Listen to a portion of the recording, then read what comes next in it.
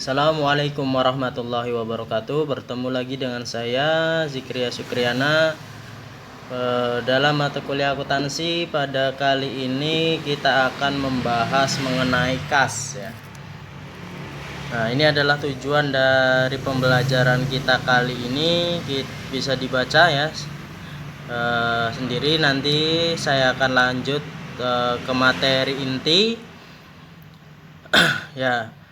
Pengendalian atas kas ya. Ini kas itu adalah merupakan bagian penting dalam perusahaan ya, bagian yang paling liquid ya, dimana banyak perusahaan membutuhkan beberapa akun kas untuk mengkategorikan kas dan dana yang berbeda. Nah, kebanyakan perusahaan di sini dia memiliki lebih dari satu rekening bank ya.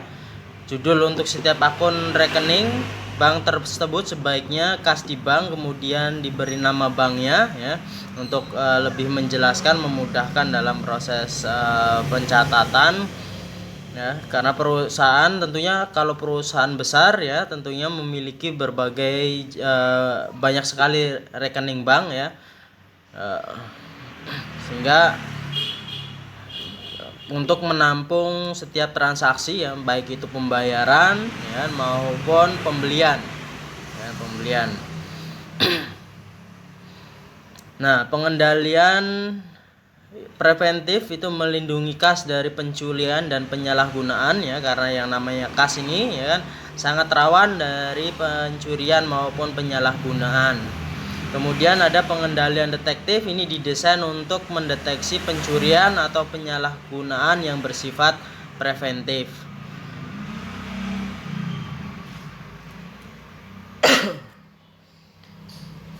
Nah, sumber kas dari peritel ya, perusahaan retail ini biasanya ya sumber uang itu dikumpulkan atau diterima oleh kasir ya. Penerimaan kas ya, penerimaan dalam bentuk kas ataupun penerimaan dalam bentuk wesel dan lain sebagainya ya. Kemudian bukti transaksinya itu diserahkan kepada departemen akuntansi. Jadi uang kasnya itu yang memegang adalah departemen kasir, sedangkan bukti-bukti transaksinya yang akan dicatat adalah dipegang oleh bagian akuntansi.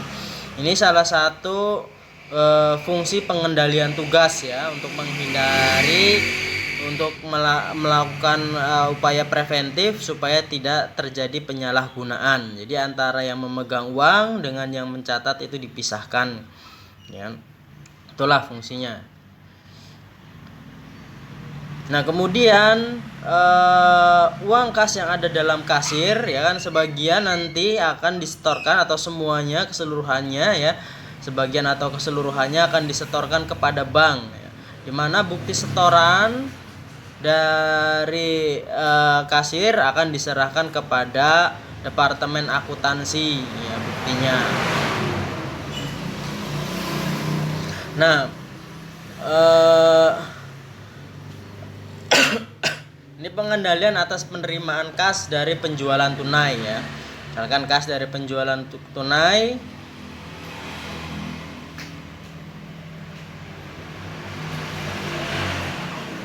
ini agak meleset ya intinya. Jadi kas senilai 3.142, kekurangan dan kelebihannya 8, kemudian penjualannya adalah 3.150. Jadi menurut catatan register kas, penjualan tunai pada 19 Maret itu totalnya sebesar 3.150 rupiah, 150 dolar. Nah, setelah mengeluarkan dana kembalian, uang yang tersisa itu justru hanya sebesar 3.142 ya. Makanya di sini ya, proses pencatatan akuntansinya adalah kas ya senilai 3.142, kemudian di debit juga masih di posisi debit, yaitu kekurangan atau kelebihan ya. Dalam hal ini ada kekurangan ya sebesar 8 dolar, kemudian di kreditnya adalah penjualan. Ini terkait pencatatannya.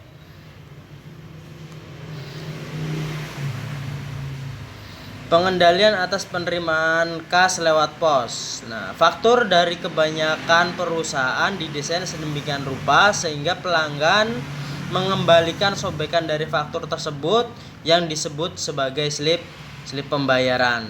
Jadi faktur ya kan dibuat atau didesain sedemikian rupa ya kan yang bisa menjadi bukti transaksi baik bagi penjual maupun bagi pembeli itu sendiri ya.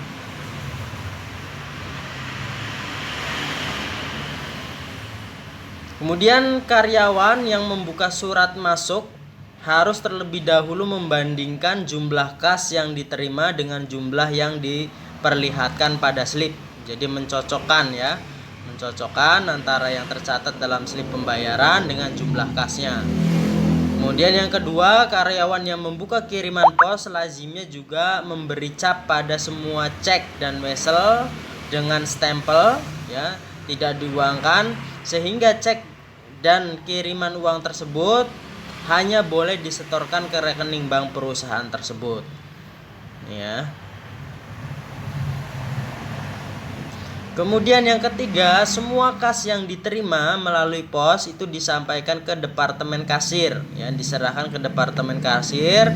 Karyawan departemen tersebut akan menggabungkannya dengan penerimaan dari penjualan tunai dan menyiapkan formulir setoran ke bank.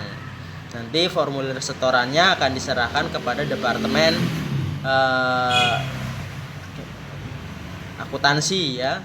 Nah, slip pembayaran dari hasil penjumlahan disampaikan ke departemen akuntansi ya. Petugas akuntansi kemudian menyiapkan pencatatan atas transaksi tersebut dan mempostingnya ke akun pelanggan. Dan yang kelima, ketika kas disetorkan ke bank, lazimnya membubuhkan cap atau cetakan komputer pada salinan formulir setoran. Nah, tanda terima dari bank ini dikembalikan kepada departemen akuntansi di mana karyawan akan membandingkan dengan jumlah total uang yang harus disetorkan. Nah, pengendalian internal atas pembayaran kas. Pengendalian internal atas pengeluaran kas harus diberikan jaminan bahwa pengeluaran itu dilakukan hanya untuk transaksi yang telah diotorisasi, yang telah disetujui ya. Jadi tidak sembarang mengeluarkan kas, ada proses otorisasinya, persetujuannya, dan pengeluarannya pun harus sesuai dengan yang disetujui atau diotorisasi. Pengendalian kas harus memastikan bahwa kas itu digunakan secara efisien.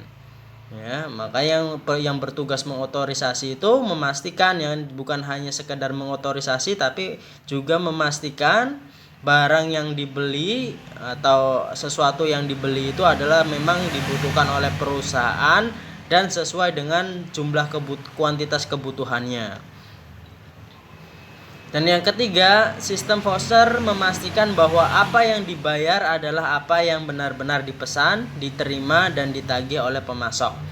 Jadi dalam hal untuk membeli barang biasanya kita menggunakan sistem voucher ya. Jadi sistem voucher, jadi barang itu sesuai dengan apa yang dipesan, diterima, dan ditagih oleh si pemasok.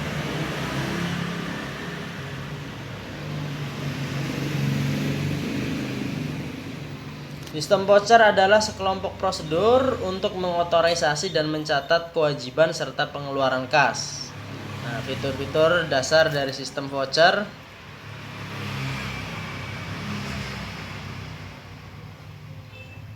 Nah, ini sistem voucher biasanya menggunakan ya voucher ya, jelas ya. Kemudian sistem tersebut biasanya memiliki arsip untuk voucher yang belum dibayar dan yang sudah dibayar. Jadi ada proses arsip ya. Yang sudah dibayar dipisahkan dengan yang belum. Kemudian biasanya dibuat oleh departemen akuntansi ya setelah semua dokumen pendukung yang dibutuhkan diterima, pesanan, pembelian, faktur pemasok, dan laporan penerimaan. Nah, dalam menyiapkan voucher, petugas usaha itu memverifikasi kuantitas, harga, dan akurasi matematis dari dokumen pendukung dan mengarsip voucher yang sudah dibayar. Jadi memastikan ya, memeriksa bahwa transaksi telah sesuai. Catatan yang diterima dari bank atas semua transaksi yang berkaitan dengan suatu rekening disebut dengan laporan bank. Nah, rekonsiliasi bank ini adalah daftar transaksi dan jumlahnya yang menyebabkan saldo kas yang dilaporkan pada laporan bank berbeda dengan saldo kas pada pembukuan perusahaan. Jadi ini sering terjadi ya antara catatan atau laporan keuangan perusahaan dengan laporan keuangan rekonsiliasi di laporan keuangan bank itu tidak sama, ya kan? Tidak sama karena mungkin ada berbagai hal ya terkait dengan periode pelaporan bisa, kemudian terkait dengan transaksi yang salah catat, ya kan, dan lain sebagainya. Nah, alasan terjadinya perbedaan ya, ini yang sering menyebabkan terjadinya perbedaan antara catatan perusahaan ya dengan laporan bank diantaranya adalah cek yang belum dicairkan ya. Jadi kalau misalkan ada transaksi, misalkan perusahaan sudah membayar sebuah transaksi ya kan, sudah mengeluarkan ceknya untuk pembayaran, akan tetapi yang menerima cek tersebut belum mencairkan cek tersebut sehingga kasnya masih dalam catatan bank ya. Jadi belum ada catatan keluar ya. Jadi perusahaan sudah mencatat ya adanya transaksi pembayaran, akan tetapi bank belum mencatat karena ceknya itu belum dicairkan. Kemudian yang kedua yang menjadi alasan terjadinya perbedaan antara catatan perusahaan dan bank adalah setoran yang belum dicatat oleh bank. Ya, pihak perusahaan sudah mencatat tapi pihak perbankan belum mencatatnya ya, sudah disetorkan tapi belum dicatat oleh bank. Kemudian yang ketiga adalah biaya administrasi ya. Nah, jadi biasanya bank itu ya kan per periodiknya itu ada biaya administrasi ya, ataupun biaya bunga ya kan yang sudah dicatatkan, akan tetapi perusahaan belum mencatatkannya ya. Karena perusahaan belum mengecek adanya biaya administrasi tersebut. Kemudian yang selanjutnya adalah terkait dengan penerimaan yang dicatat langsung oleh bank. Ya, misalkan ada pembayaran ya kan? Ada pembayaran lewat transfer ataupun lewat sejenisnya ya kan, lewat sejenisnya yang sudah diterima oleh bank, akan tetapi bank belum sempat mengkonfirmasikan kepada perusahaan sehingga penerimaan tersebut belum dicatatkan oleh pihak perusahaan. Nah, kemudian yang selanjutnya adalah cek kosong ya. Cek kosong ini juga menyebabkan perbedaan pada laporan. Dan yang terakhir adalah terkait dengan kesalahan ya, salah saji. Ya, yang seharusnya 4.000 ditulisnya 3.000 atau ditulisnya menjadi 5.000. Nah, ini juga kesalahsajian baik dari pihak bank ataupun baik dari pihak perusahaan, ini juga bisa menyebabkan perbedaan. Sehingga inilah ya kan, alasan-alasan inilah yang perlu yang menjadi alasan perlunya dilakukan proses rekonsiliasi.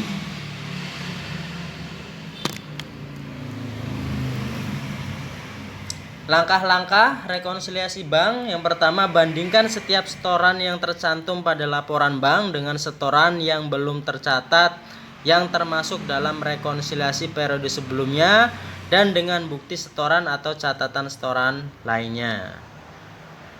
Tambahkan setoran yang belum dicatat oleh bank ke saldo kas menurut laporan bank.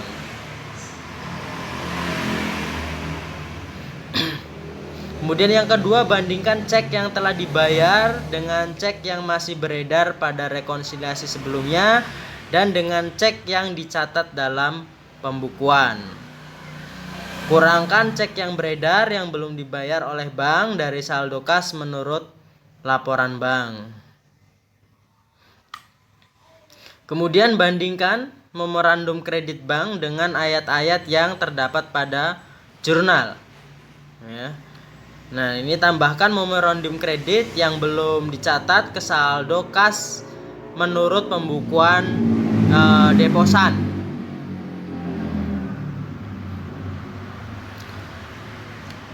Yang keempat adalah bandingkan memorandum debit dengan ayat-ayat jurnal yang mencatat pengeluaran kas. Kemudian langkahnya adalah kurangkan memorandum debit yang belum dicatat dari saldo kas menurut pembukuan deposan. Dan yang kelima, teliti kesalahan-kesalahan ya yang terdapat pada langkah-langkah di atas. Ini ya, misalkan dari awal ya kan.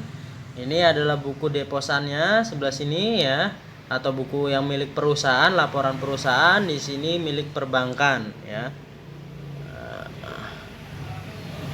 Bisa kita lihat di sini ada perbedaan ya. Pada saat laporan saldo awal itu 3.359,78 dolar, sedangkan yang di perusahaan yang tercatat hanya 2.500 sekian.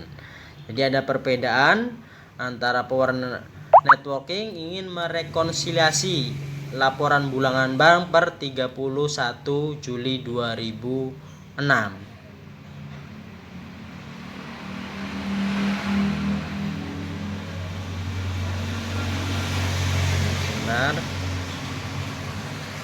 Ini ya, setoran sebesar 816,20 dolar tidak muncul di laporan bank ya.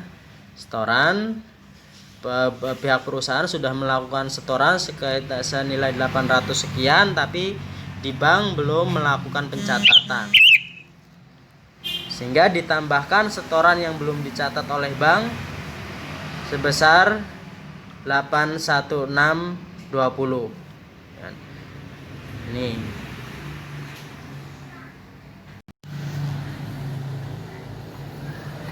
Nah, untuk transaksi yang selanjutnya, bank menerima pembayaran wesel sebesar 400 dolar dan bunganya sebesar 8 dolar untuk Power Networking. Ya.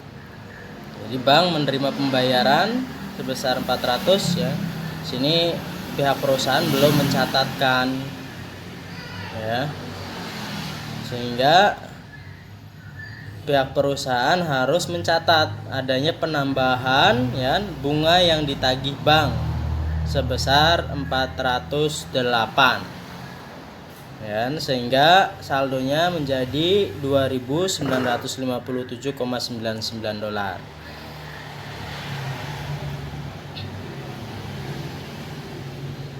Nah, kemudian 3 cek yang diterbitkan selama periode tersebut belum muncul di laporan bank ya, yaitu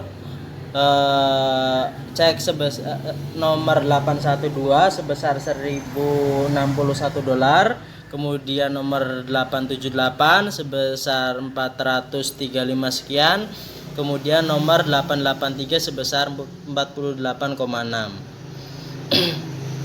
Nah, ini yang transaksi tadi ya. Nah, di sini sehingga karena adanya cek yang tadi belum muncul di bank ya kan, cek yang beredar yang sudah dibayarkan ya, tapi bank belum mencatatkan, maka bank harus mencatat ya adanya pengurangan dalam saldo awal milik perusahaan yang ada di bank. Tuh dari cek nomor 812 ditambahkan 878 dan 883 ya. Jumlahnya. Nah, sehingga di situ muncul ya kan sebesar 1.544,99.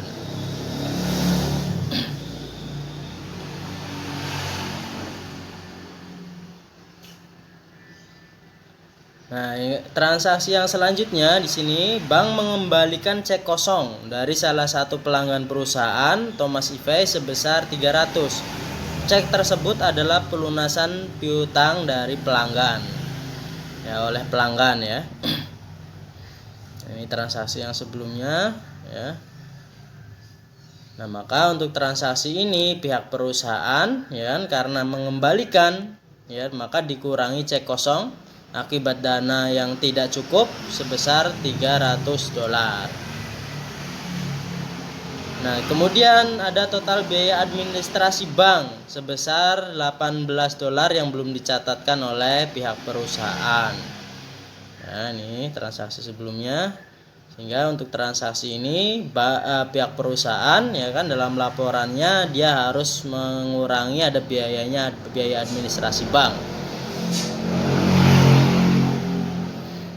Nah, kemudian cek nomor 879 sebesar 732 sekian untuk pelunasan utang ke Taylor di jurnal sebesar 723,26.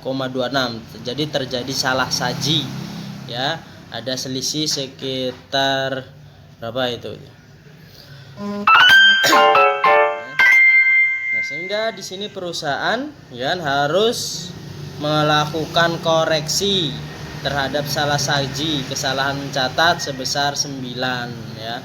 Jadi 73 yang harusnya 732 itu di jurnalnya cuma 723. Jika ada selisih sebesar $9. Nah, di sini sehingga pengurangnya 327 ya. Yang dikurangi $327.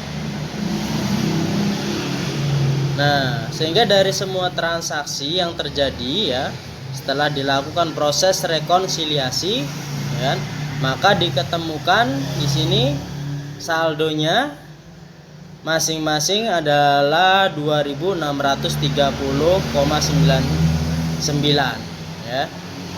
Baik dari bank ya, baik maupun dari deposan.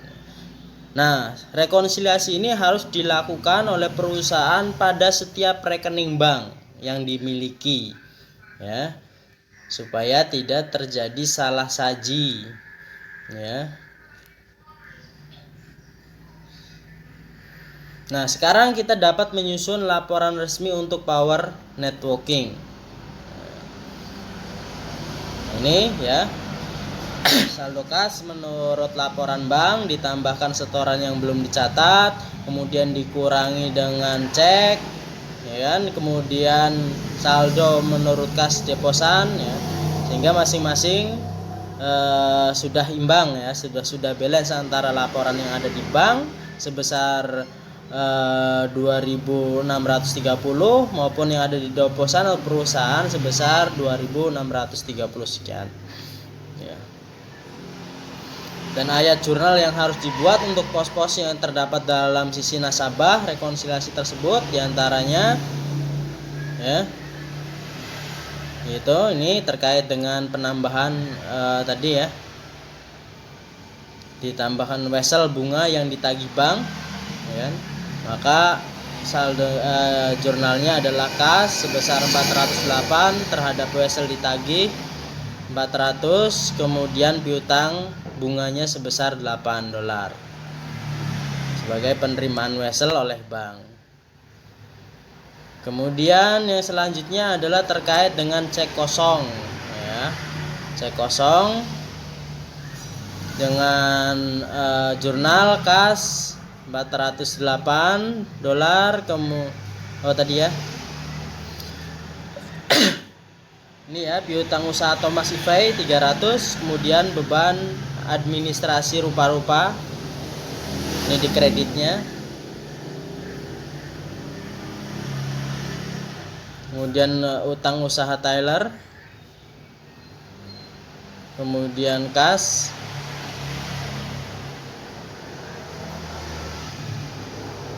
nah, ini untuk mencatat cek kosong ya, biaya administrasi bank dan kesalahan dalam mencatat cek nomor 879 ya. Jadi ini untuk mencatat ya, cek kosong, biaya administrasi bank dan kesalahan dalam mencatat cek nomor 879.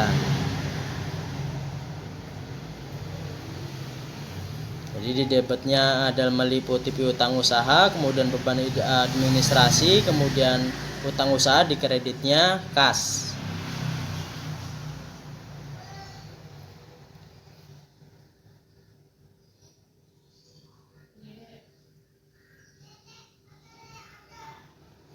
Ya, saya rasa ini yang bisa saya sampaikan untuk materi kali ini. Semoga bermanfaat. Terima kasih. Assalamualaikum warahmatullahi wabarakatuh.